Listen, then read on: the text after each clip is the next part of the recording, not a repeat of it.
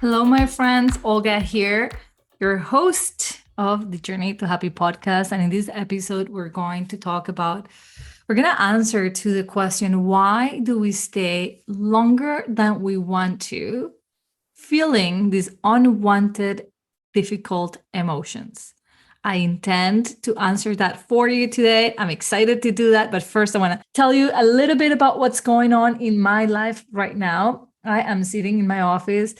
It is the start of the fall, and I can see all these beautiful colors through my window of all the trees. For those of you who don't know, I just live outside the city. You can say in the country, there are farms around me. So I am surrounded by a lot of trees, all maple trees, which are so Canadian. And at this time of the year, they turn into bright yellow and orange and dark red leaves. And it is such a beautiful scene. So as I was sitting here with my warm coffee, I was thinking, oh my God, what a cozy morning to talk about. Why do we stay feeling emotions that we don't want to feel longer than we want to? And I was inspired to talk to you guys about this after a coaching call I had yesterday, where I saw one of my peers be so vulnerable and struggle so much with how she was feeling. And in her particular case, she was feeling like she was behind and like she was failing at accomplishing her business goals. And she had the courage to share this with our group while we were being coached. And it was the most beautiful thing to watch. And it just made me think of how many of you are right now feeling perhaps discouraged that you are not where you need to be. And maybe you have a broken heart, maybe something that you had longed for and worked really hard for didn't plan out to be exactly how you wanted. Maybe you're just comparing yourself to your friends, and everybody has a house, a car, and a dog, and you are lacking one or all. So maybe you are feeling in a place. I'm hoping that for those of you who are feeling this way, that this is landing at the right time. And if you're not feeling any heavy emotions right now, I bet you anything, this is one of those episodes that you're going to be glad you listened to while you were feeling well, and you can remember to come back and listen to when you're not feeling so well. But also, I promise you, it's going to be really helpful for you to hear what I have to say about why we stay longer than we want to in a place that we don't like it. And I would say this, I'm going to focus on emotions, but that could be that you're staying longer than you want to at a job you don't like, or in a relationship you don't want, or in a house you don't want. And so let's dive in. Oh, before I forget, this is a special episode because I was just so inspired. So we're airing these not on a Monday. We're airing these before the Monday because I really wanted to take you through this one episode, and I wanted to do it before the early enrollment for being the CEO of your own life coaching program opens. And that's because I want to give you as much information and as much time as possible for you to decide to join this group coaching program, and to start visualizing yourself in it and giving you as much as possible all the information that you might need to feel safe enough to join us. So this group starts in January of 2023. Why am I talking to you about it in November? Because this year, for the first time ever, I'm doing something called early enrollment, which means you are able to sign up now as of next week. November 15, 16, and 17 is the last day of early enrollment, where you get to sign up sooner. And the advantage of doing so is that rather than paying the total cost divided by 12 months, you can now divide it by 14 months, which brings the payments lower significantly. The total cost of this program, that is 12 months, is $10,000 for the year. So normally it's like $830 a month when people divide it by monthly fees. But if you sign up early, then you have 14 months, which lowers it down to $700 a month. What's included in this program is 3 group calls a month. So we meet for 3 consecutive weeks as a group.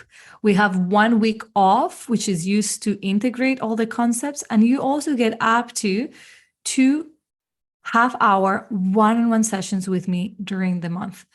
And that helps you just dive deeper into your own mindset work and get really clear on things that you might not want to share with the group, but you want to be working on. So that starts in January. As of January, get started.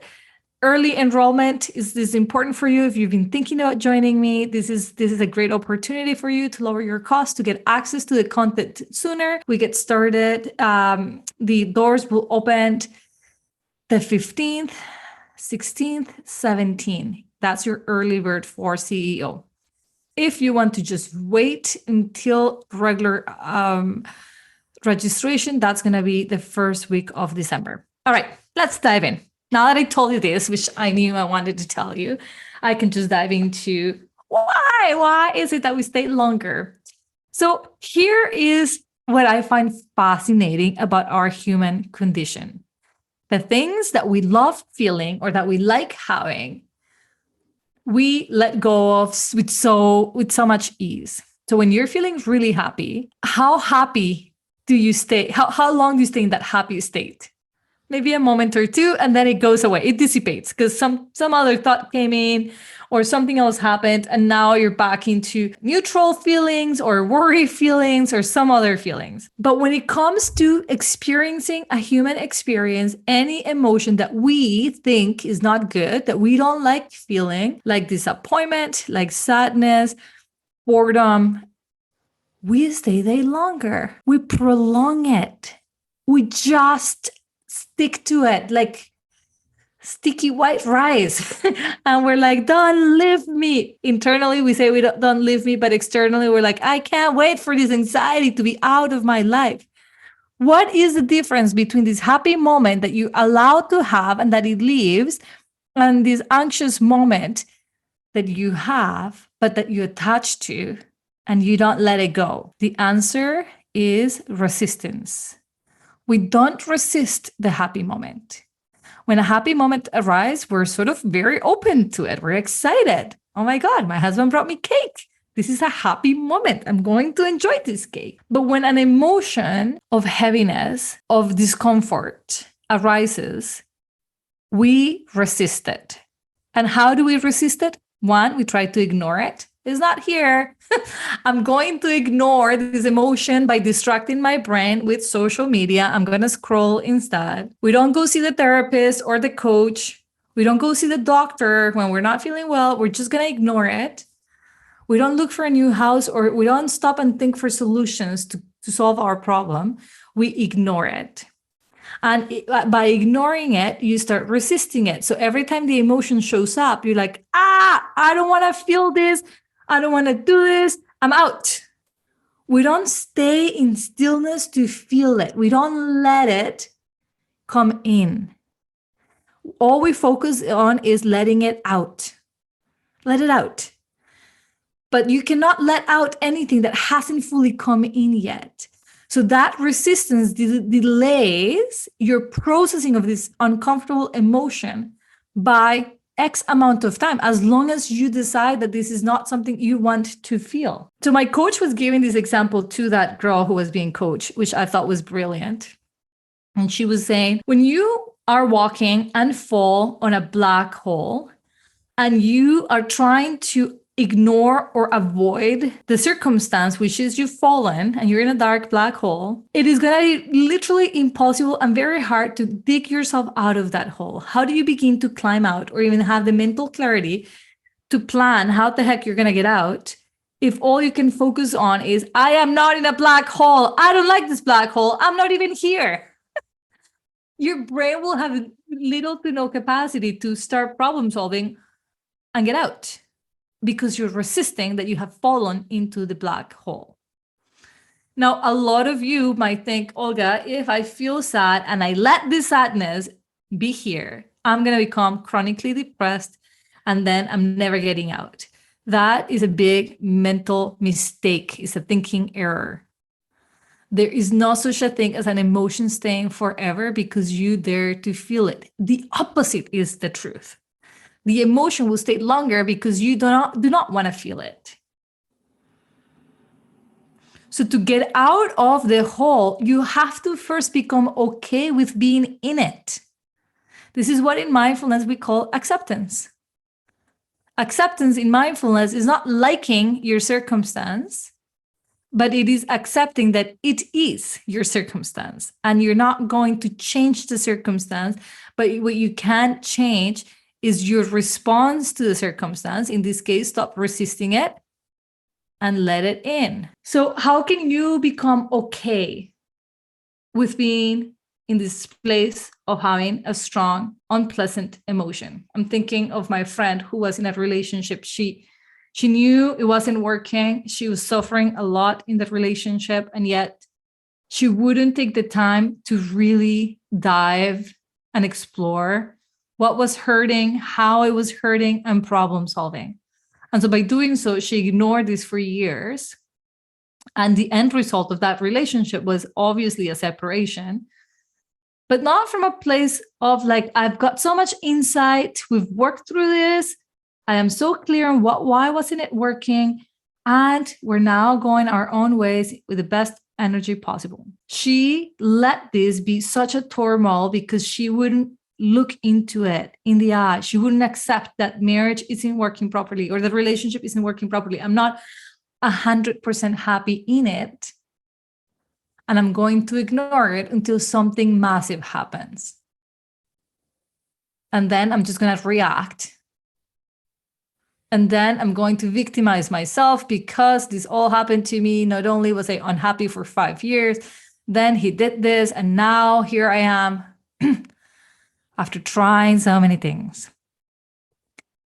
I've always wondered what would happen to all of our relationships, to all of our life circumstances, if we were to have the courage to feel the discomfort of this isn't working without jumping to worst case scenario, then this is going to end up in a breakup, but with curiosity and compassion, with being okay with the sensation that this isn't working right at this moment. But what would it take for it to work? How would I feel this fully without ignoring it?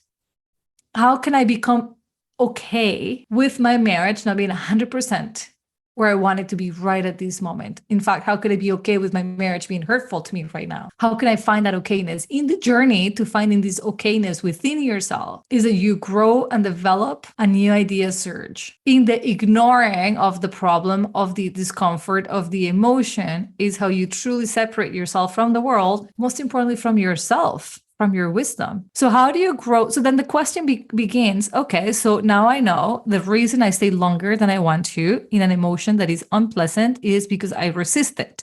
My natural instinct is to want to say, no, I don't want to go there. But if I allow that emotion to exist, if I allow it to go through my body, it's going to be like happiness, comes and goes.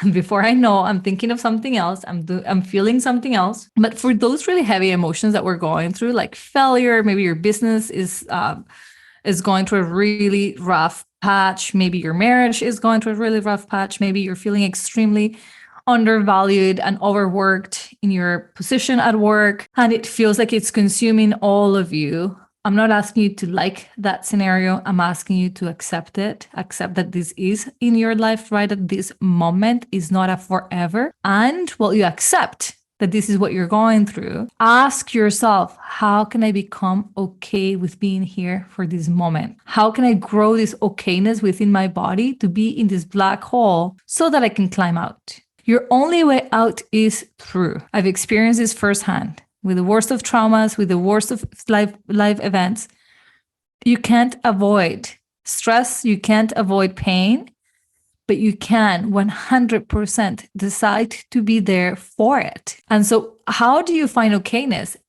Begins with having a heck of a lot of compassion for yourself. Looking at yourself in the black hole, feeling like shit and saying like, oh man, that must be really freaking hard. Let me make it easier for you. I'm going to accompany you. Not, I don't like you to be there. Stop being there. Why are you there? That is the list of what you need from you. You need a companion. You need somebody who's going to tell you it's going to be okay because I'm with you. And that person saying that is yourself. You are going to be with you. You're going to grow this compassion for yourself because it is difficult to go through difficult life events, but it is even harder when the person who can be most compassionate towards you, who knows you best, yourself, it is not being compassionate. That's when you stay longer. That's when the resistance won't come. So find okayness in your brain. Don't make it mean that there is something wrong with you, that there is something wrong with the way you think, with your partner, with your life, with your job. Just tell yourself this is a shitty event. That's it. Today is the day that I am going to become okay with whatever it's happening in my life, and that this is heavy, and that is okay. I have to share with you guys that I've had, obviously, if you've listened to previous episodes where I share parts of my life story, I've been through really difficult traumas and difficult life events. And I 100% believe that the reason I am so highly functioning, despite of these traumas, PTSD, and the anxiety that has been a part of my life since I was a young girl, is because I can do this. I can find the okayness within myself when I'm feeling anxious, when I'm feeling unsafe. And I can sort of observe that this is just trauma or anxiety or a very short life event happening, and I'm responding this way, but I don't have to. I'm going to get out of it. And all I need to do is sit with it. Because although it feels really unsafe to feel this emotion, I totally can. And it is, in fact, what's going to get me to the other side. So this is the mastering of your nervous system. When you add understanding and compassion to what's going on within yourself. Obviously, none of us likes to have a headache. We want to jump into, grab the strongest Advil or Tylenol or painkiller to not feel the headache the moment the headache starts. But what if we were to just understand, oh yeah, I'm having a headache. It's time to rest, drink some water, let it exist. We never panic that this headache is never going to leave. We just know it is, and we accept it as we problem solve. So I'm not asking you to like your shitty circumstances or this heavy emotion. Acceptance does not equal liking. Acceptance means you recognize that is happening, and you're not trying to change that reality. You're just embracing that this is where you're at. And then you're going to ask yourself, your beautiful brain, how do we find okayness with being in this black hole so that one day we cannot be here? Bring your brain to give you all the thoughts that will make you feel safe while you're having unsafe feelings. It is possible. It's a thing. Now, when I talk about having compassion for yourself, it's got to be without conditions. It's not like I'm going to be compassionate as long as you get out of here very soon, but more like I'm going to be so compassionate because you're going through a really hard time, and I'm going to be here unconditionally. I want you to feel the feeling until it's no longer there, until being the real work here. Until means you're not going to give up. Until means you will see results, and the results are on the other side of feeling that emotion. So stop resisting, start accepting, and finding a sense of okayness with being in a heavy state of feeling. Understanding is impermanent. It will change. And just when I think of not resisting myself, I just feel like my chest becomes lighter, like these stones of resistance kind of just go down. I also like, since I've been trained on mindfulness, I've also like the visual of just going into the ocean, and rather than fighting the current of the water or the waves, to just go with them. And so I just visualize myself on the ocean floating. And as a wave comes up, which let's say that's a hard emotion to have, I'm just going to be rise by the wave all the way up. It might be uncomfortable and unsafe. And then as that wave comes down, so do I. And I'm now just riding with the waves as opposed to against them. That is what I mean by stop resisting. Okay, my friends, I hope you enjoyed this extra episode. And if you want more of this type of work, if you want to experience the power that comes from being in a group coaching experience and having the benefit of also having one-on-one coaching, I want to welcome you to join in early enrollment of being the CEO of your own life. It's a 12-month program, and the doors will be opening next week. So write it down and join me. See you guys next Monday.